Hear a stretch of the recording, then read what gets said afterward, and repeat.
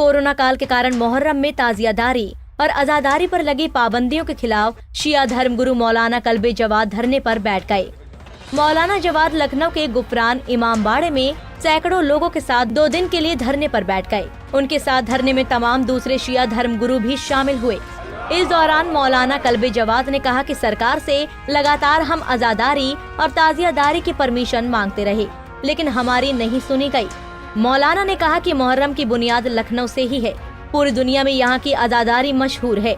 हम सरकार से चुनिंदा लोगों के साथ अज़ादारी और ताजियादारी की परमिशन चाहते थे। हमने सरकार से ये कहा था कि वो हमें इमामबाड़े में सोशल डिस्टेंसिंग के साथ मजलिस करने की इजाज़त दे, लेकिन सरकार ने हमारी नहीं सुनी। यही नहीं, सरकार ने घरों में भी ताज़िये रखने की इजाज़त नहीं दी। रहेंगे सब रहेंगे, सब बैठे और सब अपने जो सोशल डिस्टेंसिंग के साथ जितने लोग भी आ जाएंगे बैठ जाएंगे। हाँ, धरना शुरू हो गया। 2 दिन में सरकार कोई फैसला नहीं लेती है, फिर क्या होगा? अब हम उसके आपस में मिलकर उसके बाद उसको फैसला करेंगे। अभी हम उसको नहीं बता रहे, लेकिन अगर 2 दिन फैसला नहीं हुआ तो उसके बाद कोई और हम कदम उठाएंगे उस सिलसिले में।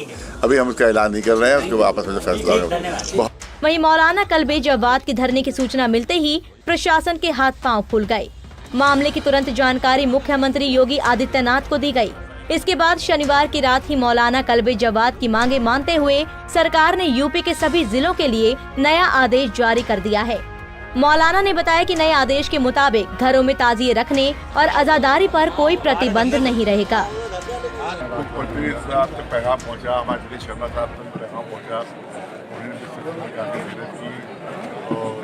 तो यहाँ आखिर में योगी जी ने जो होम सेक्रेटरी भगत साहब ने उनको अपॉइंट किया खड़े करें, तो योगी जी से हमारे जाके हम लोग मिले, जाके उससे भगत जी से मिले, उसके बाद बैठे और इनके सामने जितने भी जिलों के डीएम और जितने भी एसएसपी थे, इनके सामने सबको भगत जी ने खुद फोन किया कि घरों की अदादारी में कोई रुकावट न डाली जाए, ताजिए से नजर रखे जाए, मामातों मस्जिद में कोई रुकावट न डाली जाए और घरों के अंदर ताजिएदारी मना नहीं है, वो ताजिए रखे जाएंगे, उसी तरह से मातम होगा। तो बस सबसे बड़ी प्रॉब्लम आई थी, हज़ारों पूरे आ रहे थे घर में ताजिए नहीं रखने दे रहे हैं, घर में मातम नहीं करने दे रहे हैं, पुलिस वाले ज्यादती कर रहे हैं। तो अल्हम्दुलिल्लाह वो मसला हमारा हल हो गया है कि उन्होंने सब कुछ सोच दिया है कि कोई रुकावट नहीं। जिन लोगों पर मुकदमे लिखे गए, नोटिस दी गई हैं, उनके बारे में नहीं, नोटिस पर वापस कमिश्नर साहब से बात हुई और क्या नोटिस सब वापस हो जाएगा, इसमें किसी को कोई मुकदमा। मजलिस में कितने लोगों की अनुमति दी गई है? मजलिस में देखिए